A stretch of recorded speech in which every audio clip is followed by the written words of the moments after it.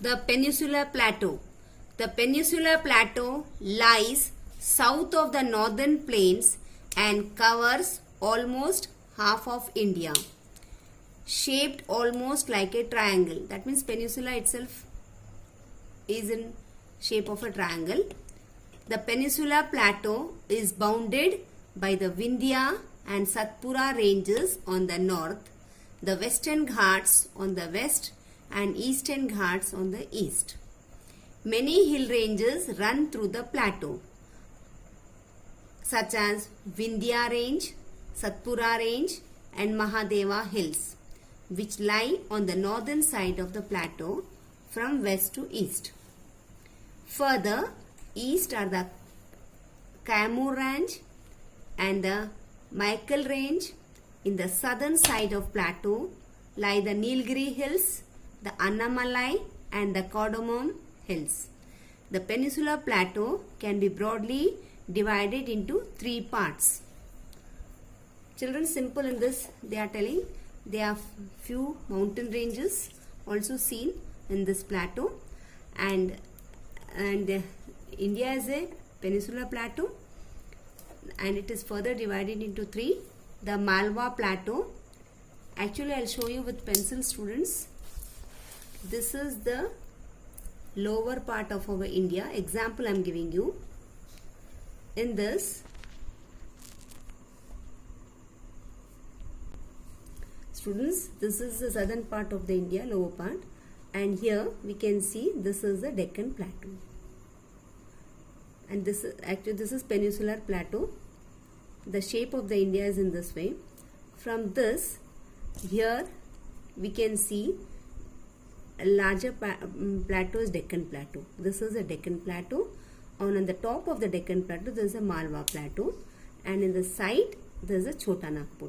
Children, Chota Nagpur covers in Jharkhand. वो नागपुर नहीं है जो महाराष्ट्र में है. No, not that. This is a Chota Nagpur Plateau. This is separate, and that Nagpur state is separate.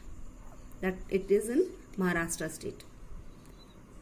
So once again I will tell you, in Peninsula and Deccan Plateau it is divided in three. First one it is Deccan Plateau here, and just above is Malwa Plateau, and side of it is Chota Nagpur Plateau.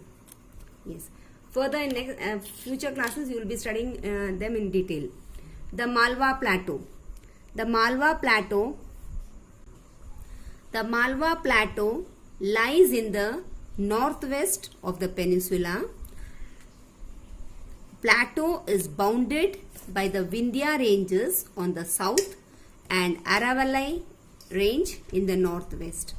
It is drained by the north flowing rivers like Chambal, Betwa and their tributaries. Means these are the rivers flowing in this Malwa Plateau. Chota Nagpur Plateau. The Chota Nagpur Plateau covers most of Jharkhand. See children, already told you Chota Nagpur Plateau where it is in Jharkhand. It has many low hills and broad valleys. The river Damodar flows through the plateau to join the river Ganga in West Bengal.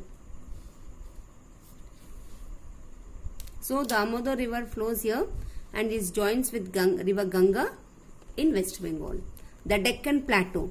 The Deccan Plateau is the largest plateau among the three. It is bounded on the north by the Satpura, Mahadev and Michael ranges, on the west by the Western Ghats and on the east by Eastern Ghats. The Deccan Plateau is built of lava flow rocks that have changed into fertile black soil. So the soil of this Deccan Plateau is very fertile because it is made of lava flow rocks. The Western Ghats at the edge of the Peninsular Plateau in the west runs parallel to the sea coast and separates it from the coastal plains. Means the Western Ghats runs parallel to the sea coast and separated from the coastal plains. The Western Ghats are known as Sahyadri in Maharashtra and Karnataka. मतलब western Ghats का दूसरा नाम है सह्याद्री. कहाँ पर? Where? Only in Maharashtra and Karnataka. Nilgiri in Tamil Nadu. they are known as Nilgiri in Tamil Nadu. Western Ghats के different names in different states. And Annamalai and Cardamom Hills in Kerala. See, 3 states have different names. The Annai Mudi peak at 2006 to 2.695 meters in Annamalai Hills is the highest peak in South India. The Western Ghats